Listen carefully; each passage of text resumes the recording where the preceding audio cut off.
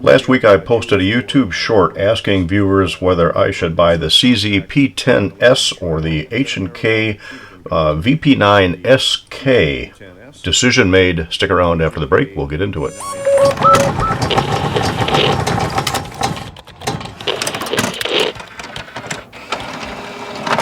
7 yards. So I'll post a link up here in the corner to that original question if you're interested in going back to that. And I do want to thank all of the viewers who submitted their comments, and we'll get into those here in just a minute. I do want to say why I really like the VP9SK. I was intrigued by it because of the VP9T, or Tactical, that I purchased not too long ago. And I figured that the SK would have many of the same characteristics.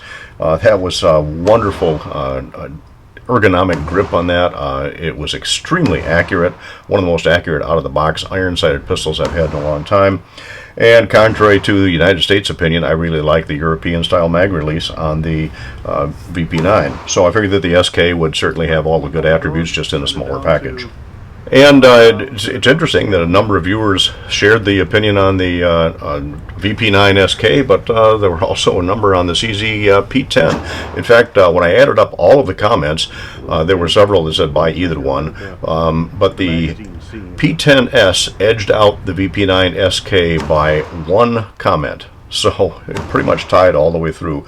Of course, we also had a couple of comments, several comments actually, that said I should buy a 365 XL, but we already have one of those, and I'll put a link up here in the corner to our review on the P365 XL. By the way, I really do like that gun also. In fact, some people even suggested buying an M&P or a Glock 26 or a Glock 27. I've got the 26 and the 27. In fact, there'll be a review coming out comparing those two in the not-too-distant future. But to end the suspense, here it is, the CZ P10S. So as much as I like the idea of the VP9, there are 5 reasons that I went ahead with the P10S. Now, as soon as we get into the first two, I know that the HK purists are going to rush off to their keyboards and skip the rest of the video and start commenting on why the H&K is the better gun. I'm not going to dispute the fact that these first 2 reasons are kind of BS, but hey, I wouldn't have a top 5 reasons if I didn't have these 2. So, and number 5, the P10S holds theoretically 1 or 2, depending on how you listen to it, more rounds than the VP9SK.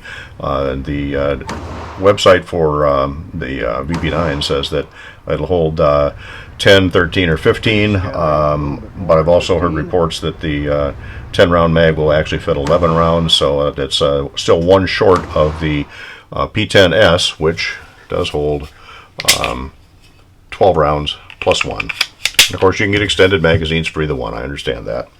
So that's kind of a BS reason, but it's still a reason. Number 2, or actually number 4 reason, is because the CZ P10S fits Glock holsters, and I have a lot of Glock holsters. And of course, it should fit a Glock holster because it's kind of like a Glock. Anyway, I have a lot of Glock holsters, so I don't have to go out and buy a new holster, although I did order a new inside the waistband for the P10S. All right, so those are kind of BS reasons, but they are still reasons. Number 3, though, is an important one, and that is that the P10S is available optics ready, whereas the VP9SK is not available optics ready. Now, with my luck, the day after this video posts, H&K will announce that the SK is coming out optics ready, but that still gets us into the problems with number 2 and number 1 reason, which we'll get to here directly. So number 2 is price. Now the MSRP as well as the realistic prices between the P10S and the VP9SK are about $250 difference.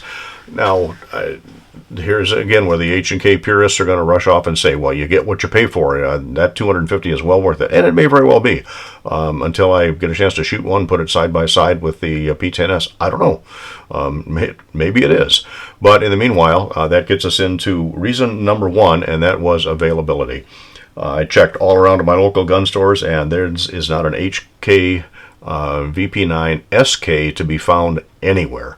I even had my local gun store, Ann Arbor Arms, check to see if they could get one, and the answer is, at this time, no. However, when I walked into Ann Arbor Arms recently, there was a P10S sitting there in the shelf, last one, and they agreed to sell it to me, and that's why it's sitting here in front of you today.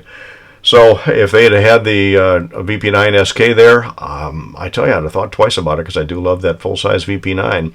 Even for the additional money, I'd have been real tempted. If they'd have had both of them, boy, I don't know, then I'd really be torn. But they only had the P10S, so that's why it's sitting here. Now, I have shot it. In the early part of this video, you saw some of the indoor range footage I did with this, just briefly test out some 124 and some 150 grain ammo. It does shoot nice. I like everything about it so far, except there are a couple of nits, and I'm going to get to those when we do the full review. And full review is coming up as soon as I can get some more range time with it.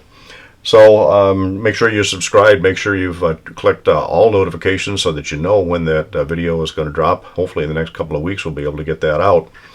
In the meantime, I also managed to pick up a couple of things that we're going to be doing reviews on in the near future.